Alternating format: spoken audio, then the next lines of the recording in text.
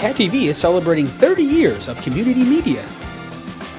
Help support Cat TV's next 30 years by becoming a member today. Your membership will help us continue covering meaningful, local content.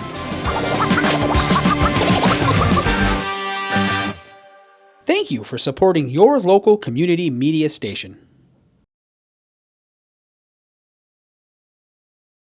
Introductions for this special meeting. My name is April Little.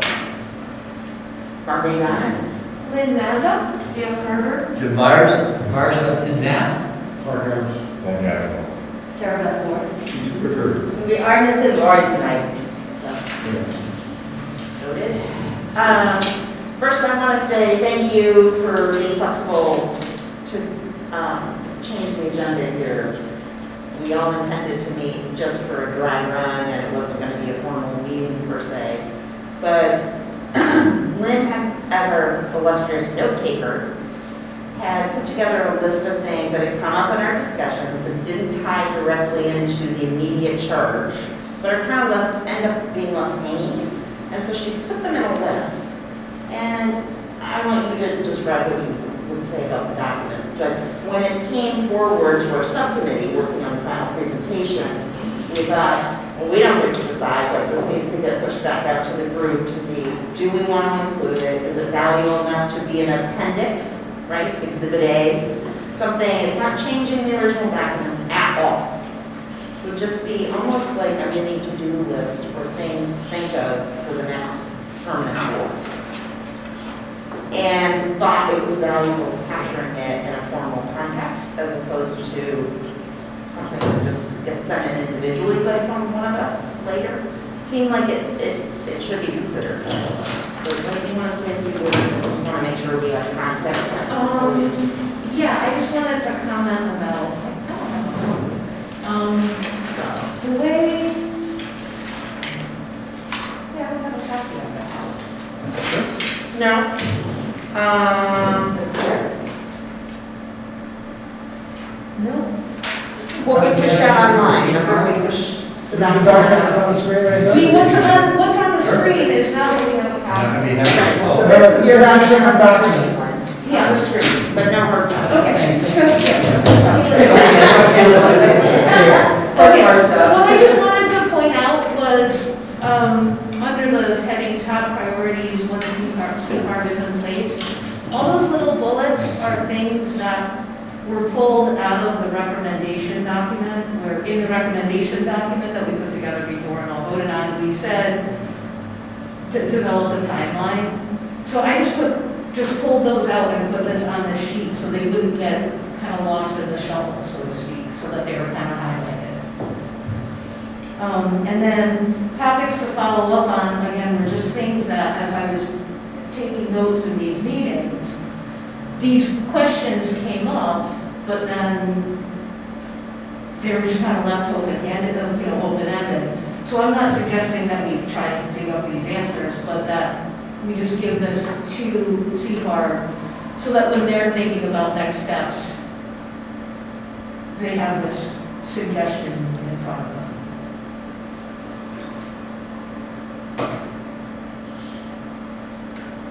How are people reacting to this?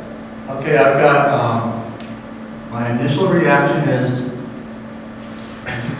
a lot of this, when I looked at it, a lot of this is things that I don't quite understand how it fits into our charter to build a framework for a committee, for the CPARB committee. It's nice to have things to follow. I'm sure we all have things that we would like to see questioned and followed up on later on down the road, as all citizens of Bennington probably will also. That's to be decided by the select board and the committee members that are chosen later on. I think that we're opening, personally, I'm going to be very honest, I'm a little frustrated that after I thought we got a document that was set in stone, and we were going to set forward, and now we've got this to go over also. And as for topics to follow up on, some of them I do see the like to develop the timeline requirements. I see the need for that, the priority for that. Topics to follow up on. These are things that they were for most of our talked about in open meeting. And they were left tabled probably for a reason. I know how it's possible for a police officer to make an apology is one that I was very vocal upon. I left that meeting thinking that it was tabled and done, and then when I see that's recycled, it feels like memory. That's just my thought, you asked. I'm on board with your position. I was under the same impression this was kind of like icing on the cake. We're getting ready to serve it up. And, you know, I see these three documents in front of me, which in my mind are rehashes of previous discussions that I thought were resolved or tabled. And on there, the idea of us now mandating or guiding what this board, as it's formed under the behest of the town board, should be doing. I think that once the town board has our report, we're done. We're done. I don't think we should be sticking our fingers in anything past submitting our recommendation to the town board and how they proceed, and the people they select proceed does not include us. So I just want to clarify, and I hear what you guys are saying, and I think we're all like, ooh, we had it done last time. So this isn't going to change any of that. Our documents that we finalized will stay the same. These were just things that had come up during our discussions that we weren't sure if it's something we wanted to pass on to the next board, say, hey, these came up, do with it what you like kind of thing, but we didn't want to just kind of leave it hanging there and not pass it along. So if that's something they want to take into consideration of the board, it's something they can look at. But it's not going to change any of our documents or anything along that lines. Does that make sense? If that's the case, then it can be, when it's being discussed by the select board, and any one of us are more than welcome to do public comment at that time and bring these up. I have a problem with what's going to become an official document of addendums. This is things that we think we should do, but we didn't have a mandate to say that we can't do it. I'm sorry, Ben. I would agree. Like I said, the owners, you're creating the framework for it, and then we're saying last second, like, oh, but we couldn't address this because that wasn't our function. We want you to do this. That wasn't our task. And I agree. There's going to be comment. And when the board is created, the public will still be able to bring these concerns to the board if that was the case. And it just seems like it was a wish list, and it was kind of sprung. I mean, it was just a couple of days ago. I guess. I did not make the last two meetings. That's okay. You didn't miss anything there. It's definitely seemed like a surprise. And that's, I think, why we brought it up, because we weren't sure what to do with it, and that's really what we wanted to get, is your feedback on it. If we wanted to pass it on officially to the board, we put an addendum, and that's really what we're looking for is feedback. I think it's kind of an insult, too, to the board that's going to be created to say we don't think that you're going to be able to, figure this stuff out, so here's, I don't know, I don't think it's necessary. Okay. If people, I'm sorry. No, I was just going to agree. I think we're providing an official document, and I think anything else that we provide as an addendum also kind of highlights concerns that we have, which I do not think is our role. I think that's the role of the board that's created, and leave it to open comment or whatever from others, not from us, as official addendum or document. Marsh, you have a second. Yeah, well, I think what I hear from people who are concerned about this document is that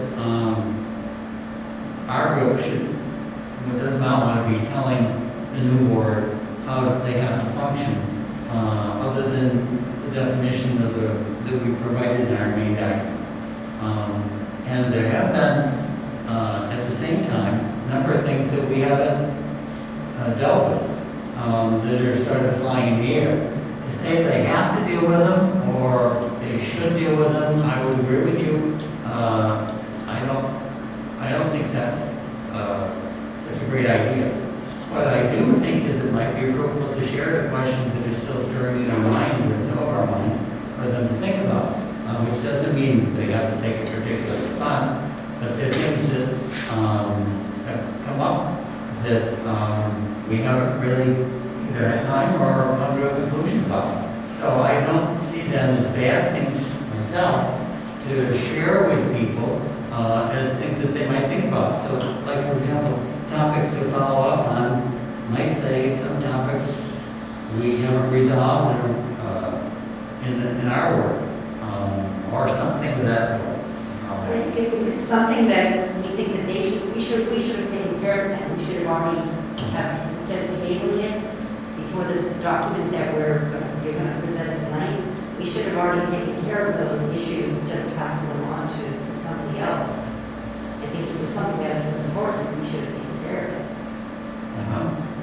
I also think, the surgery used to say the natural enemy of good is better. We can sit here for the rest of our lives fine-tuning, finagling, and pontificating about whatever.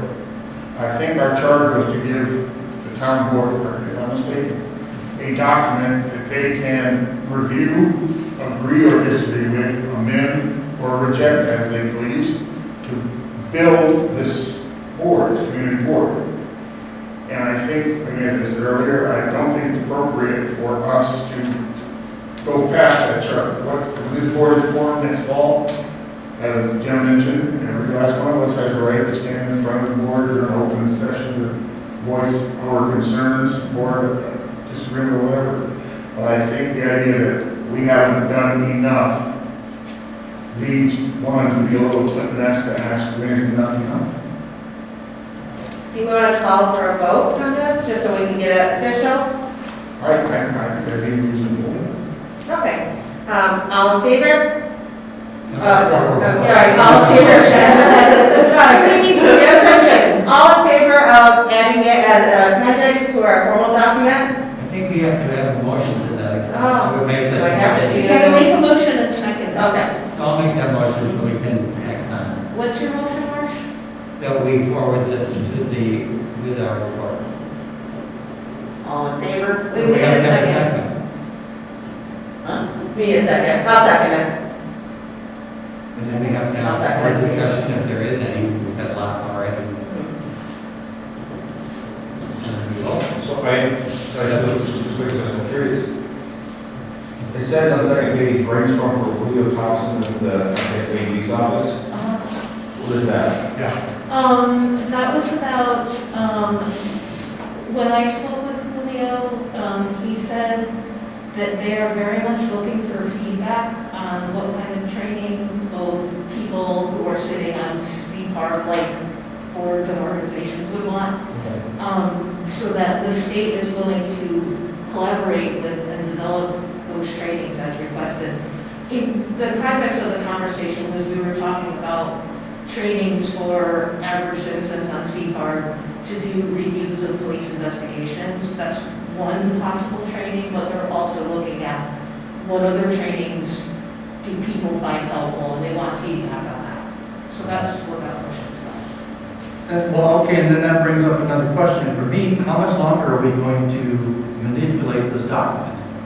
We're going to sit here and brainstorm? Well, that's where we're voting on it now. We need to take a vote. Okay. Yeah. Because I think it's pretty clear where we stand. I'm sorry. Yes. So we're gonna do it. So all in favor of adding this document as an appendix to our final Aye. document? I'm gonna say aye because I like transparency and I just, and more information is good. No, what word's the other word? All not in favor, what's that word? Opposed? Thank you. Okay. So, and I'm going to abstain. I think that answers our question and we can move on to the next one. I do have, I just have a order. Do I need to record who voted yes and who voted no, or just two? well, it was yes? just me and Mark that voted yes. You abstained, so I think that means that And Lauren wasn't here? Laura wasn't here. Yeah. Okay. So it's pretty easy. Okay, I didn't know if I needed to record. Actually, you do because it wasn't Yes. unanimous, yes. Huh? You do because it wasn't unanimous, vote, yes. Okay, good. Yeah, it was cool. Okay, so I do have to allow for public comment. I think we're good. I don't see it's ready for public comment. We're at, Marsh has an insert here that he passed around, so we're not quite ready for public comment, sorry. Oh, sorry. And that's an agenda. Do you have an extra copy of that, Mark? I don't really. There's one. Is this what we're discussing? Oh, I have that one, sorry. I was looking for the yellow paper. Thank you. You want it back? I've got an extra right here.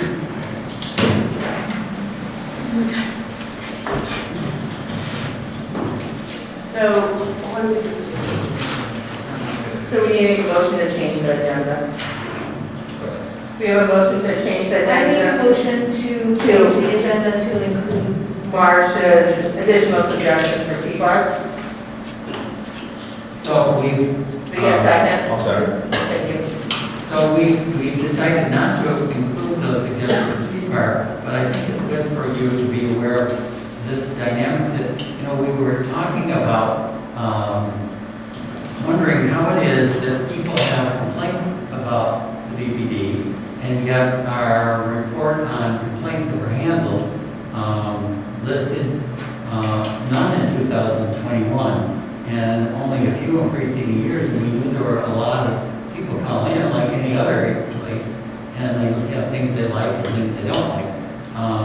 And so we became aware that the police department does get complaints, and they explore those and investigate those, but those haven't been included in the formal complaint process. And so this was a suggestion that April and Mark and I, we were talking about as a possibility, but we wanted you all particularly to be aware that there are a significant number of investigations of complaints of people that aren't included in the formal complaint process. And it seemed like the board, even though we haven't acted upon it because we weren't aware of that, we are aware of that now. And it seemed like that needed to be included in the feedback process to the board when the police are reporting on what happens from input. Does that make sense to you? Am I speaking clearly enough? Right, yes, I thought that we had made a suggestion, I did not memorize your document, my apologies. I thought that we had a suggestion in there about developing a tracking tool for informal complaints, and that information will be shared with the board. We did, but we don't have any that track internal investigations. And there seem to be a number of internal investigations that go on each year that don't necessarily come from the complaint process at all. And some may come from internal concerns that an officer might have toward how things are functioning, and some come from I don't know where. And so that whole stream of internal investigations, that we never got any statistics about internal investigations. And we didn't know to ask for any. But apparently there's a stream of internal investigations that happen, and we haven't really dealt with any of that. Clark, you have thought on that? Yeah, there's two things that pop in mind. You say internal investigations. Officer X is continuously, that's what it is now. Okay, in my mind, that's an internal management supervision process. And I don't see where myself or anybody else has a reason to go to the chief or the shift and say, what are you doing about this? He's doing what? That's internal management. I don't really think it's appropriate for a citizen review board to get involved in that. I don't think that's what Marsh is talking Well, no, about. that's why I need to be clarifying, talk about internal investigation. What internal? Are we talking So about? what if an individual ends up suing the BPD? What if there's a civil lawsuit? With I don't, in what context? I don't know, racial harassment, could Well, be. we see, that would be entirely different from, in my understanding, with internal investigation.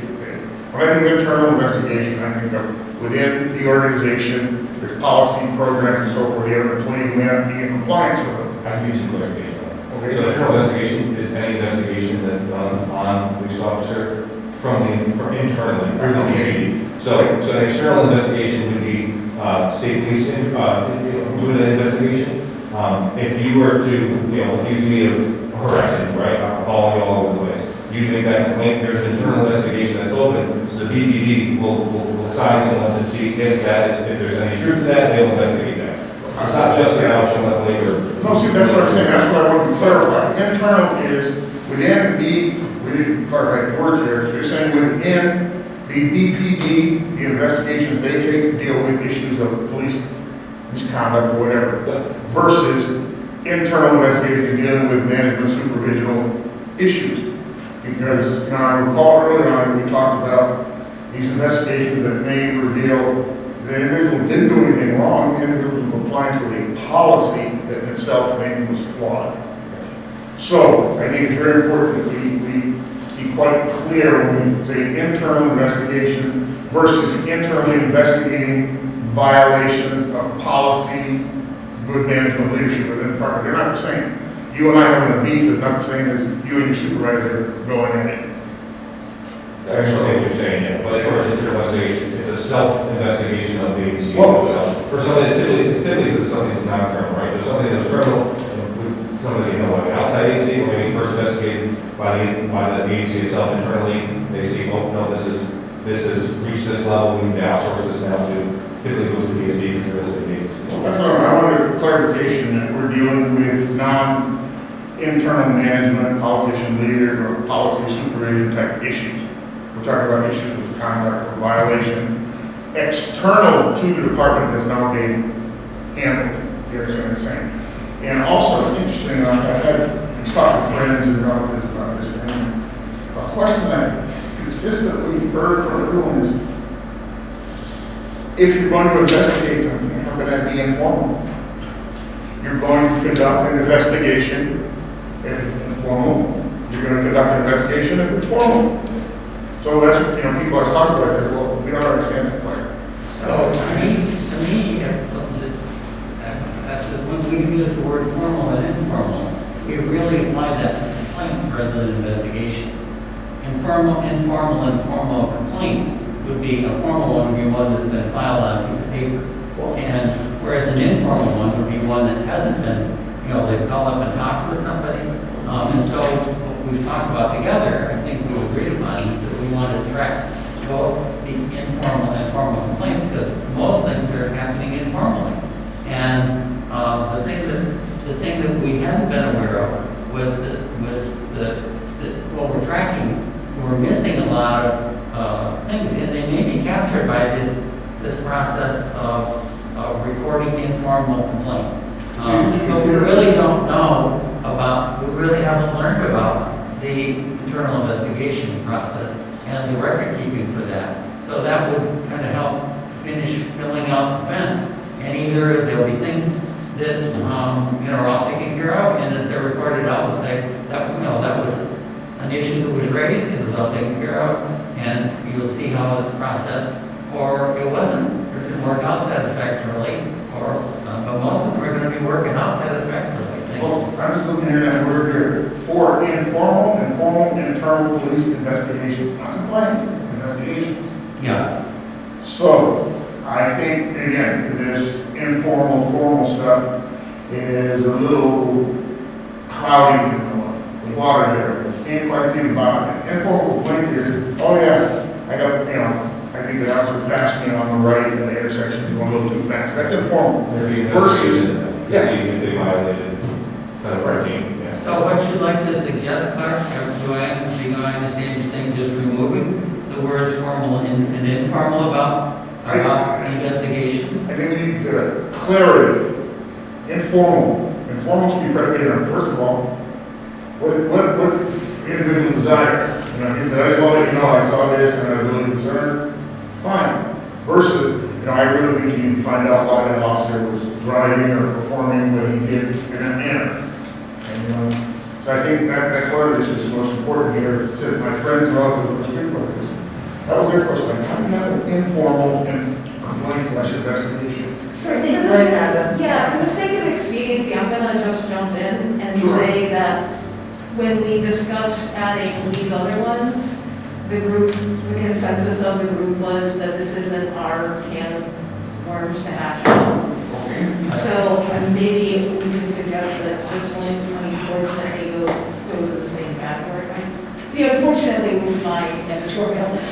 But this one goes in the same category, and so maybe we don't need to have the discussion at all, we can just, I think we should take a vote right now, whether additional, including additional information for an FYI to the incoming board on things that came up as concerns that are theirs to solve, but came up, so as not to reinvent the wheel. I think that was really the impetus behind all of this. It's like, don't we want to share the questions that came up so they don't have to like not ask those questions and they can get it right off the bat?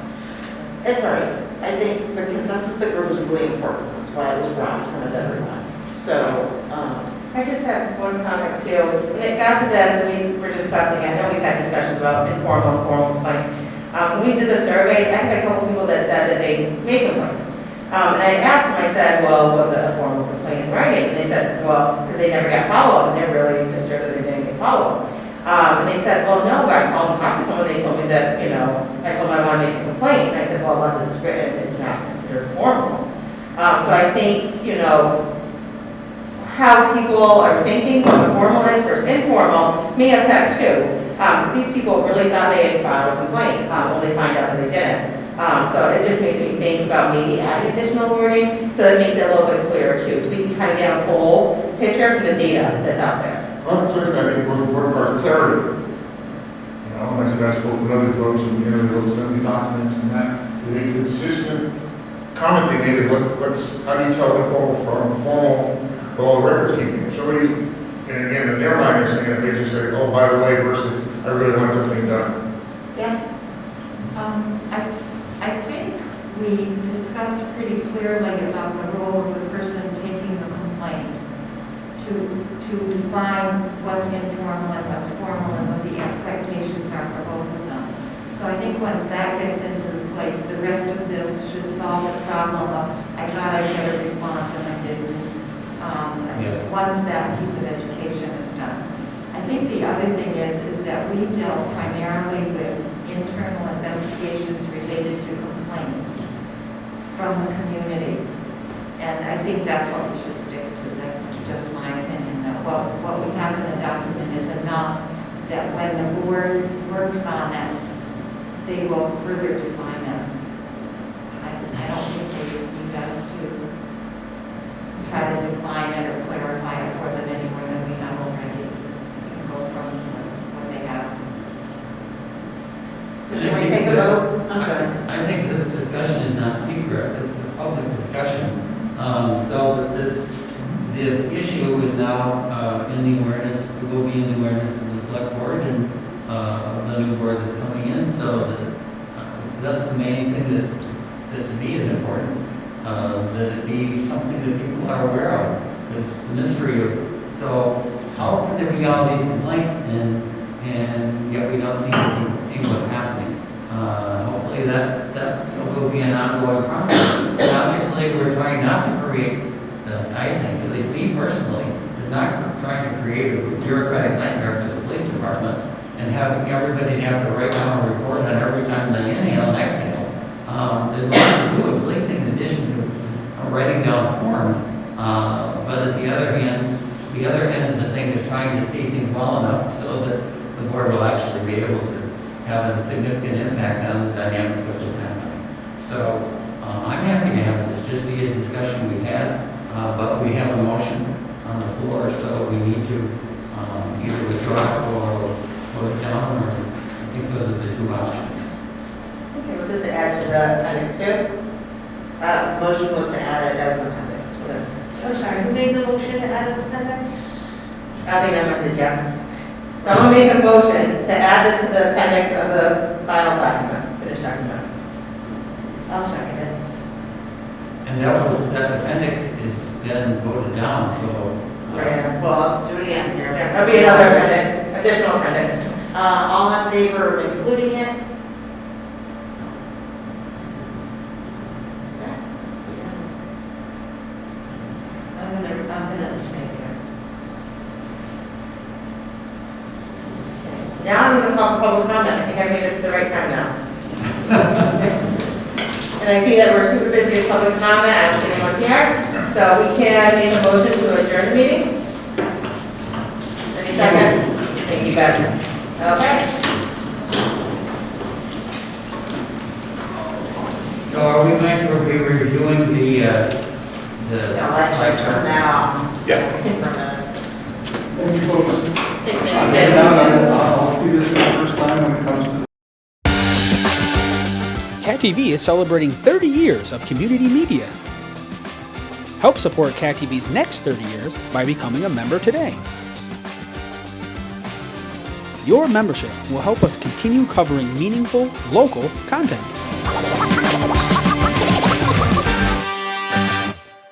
Thank you for supporting your local community media station.